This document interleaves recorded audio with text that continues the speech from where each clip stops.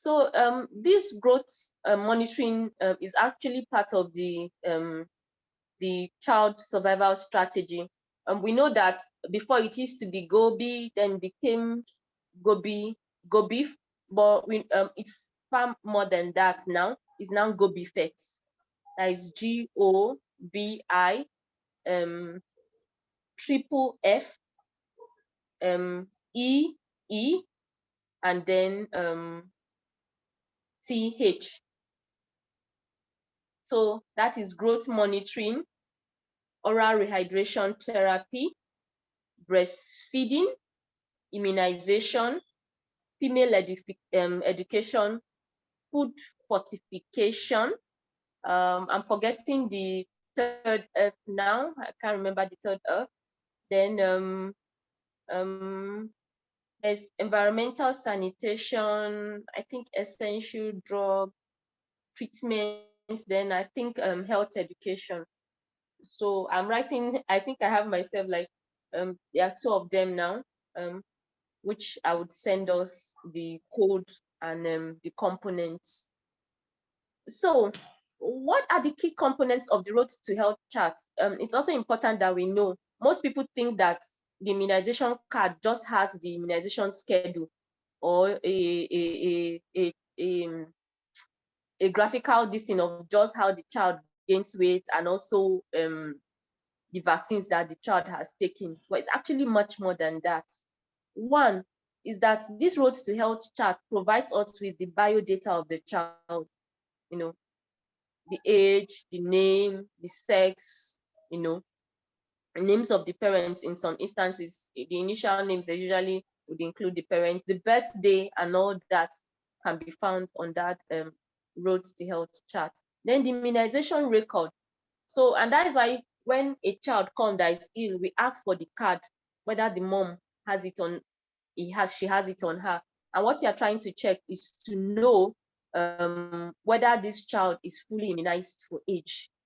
Then it also contains, has the growth monitoring, where at each point as they come for immunization, we take down the weight and put it against the, we plot it against the age.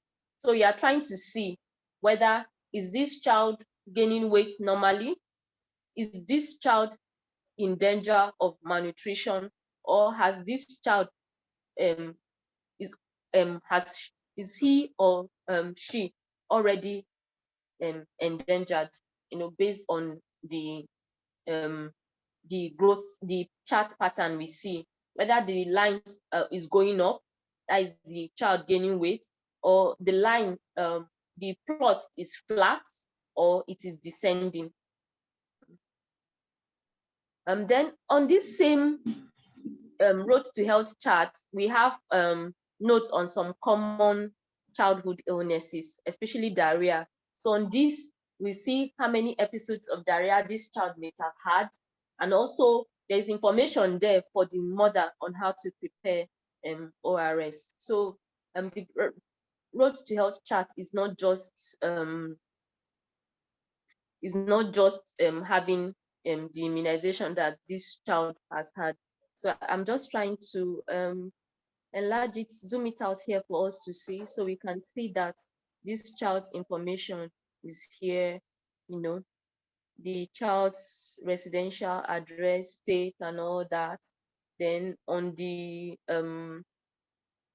right, we have the immunization record. Then sorry, this one is not very clear. Okay. So down here we have mothers, other children, weight, all that, just some biodata on the mom, and then here on ORS preparation and breastfeeding and the likes. This is not very clear, but it would be good if you have access to it to get a card and then study it well.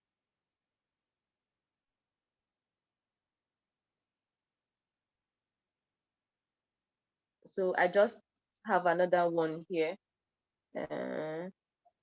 So this one is a record of the growth record, the child's weight history. And then even interpretation, some of the cards have some slight differences, but then you find out that most of the components I've listed are almost always there. So for this one, we can see what I'm talking about. When you have the plots going up, so good child growth, child growing well, good child growing well. Then when you have it plateauing or flat, danger, not gaining weight, find out why. So when you see this kind of chart, you want to know, has this child been having diarrhea? Is this child refusing feed? If the child is not having diarrhea and the child is not refusing feed, then you want to know the quality of the feed and the quantity and the frequency of the feed the mother or the caregiver is giving to this child. So does this feed the mother is giving contain adequate nutrients? Okay, if it contains adequate nutrients, the quantity given per time, is she giving enough? And how frequently is she giving so that this child can get all he or she needs to grow? Then very dangerous is when you see that the child not just has a stagnant weight, but the weight begins to go down.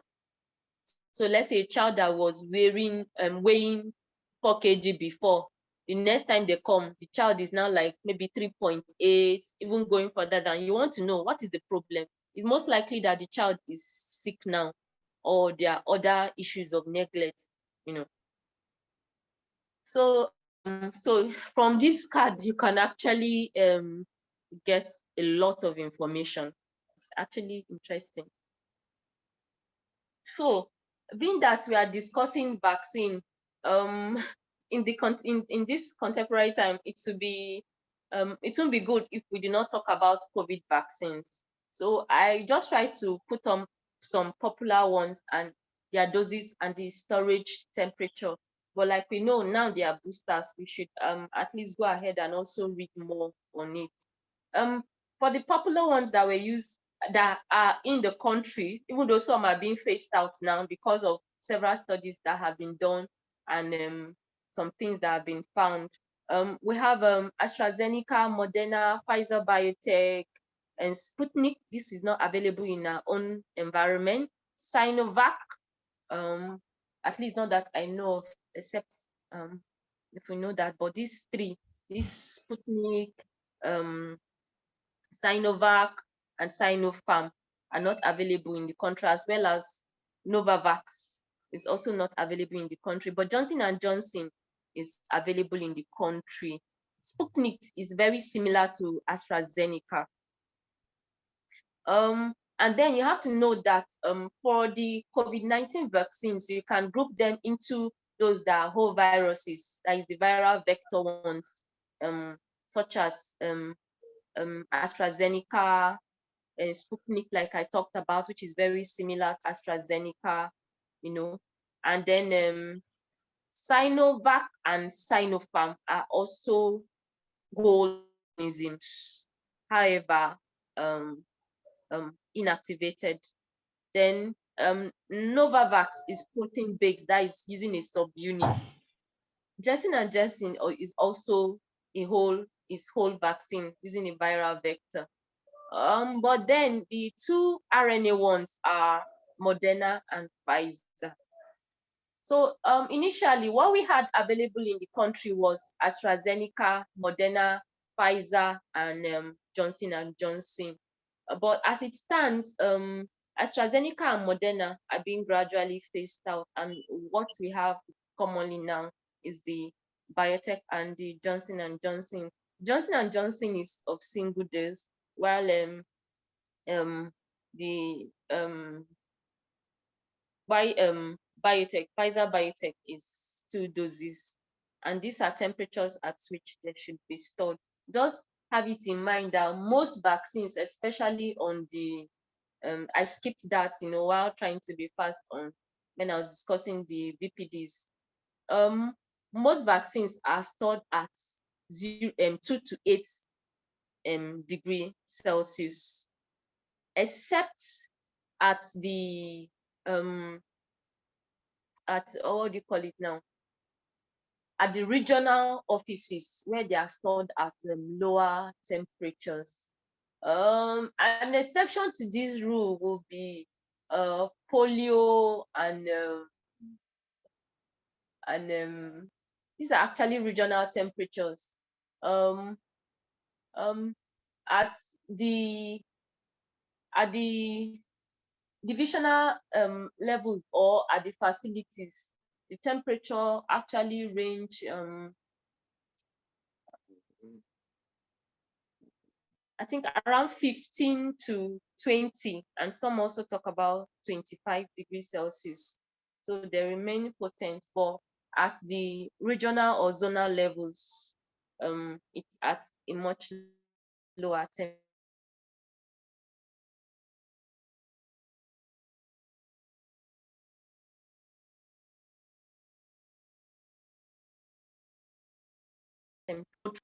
So when you talk of immunization,